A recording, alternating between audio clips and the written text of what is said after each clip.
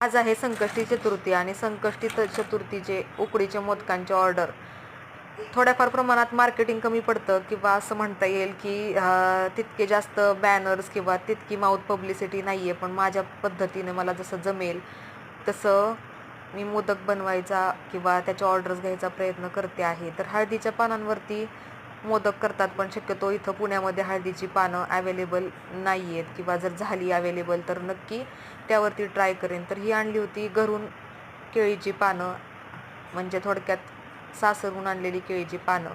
तर त्यावरतीच मोदक स्टीम केले होते आणि नंतर त्याचं पॅकिंग. तर आपल्याला जसं जमेल तसं आपण करायचं किंवा जशी साईज तुम्हाला लहान मोठी जशी रिक्वायरमेंट असेल क्लायंटची त्याप्रमाणे तुम्ही मोदकांची साईज कमी जास्त करू शकता. तर एकदम जसे जमतील तसे मऊ लुसलुशीत असे उकडीचे मोदक तर कसे झाले ते नक्की कमेंट करून सांगा आणि ऑर्डर असल्यास 9767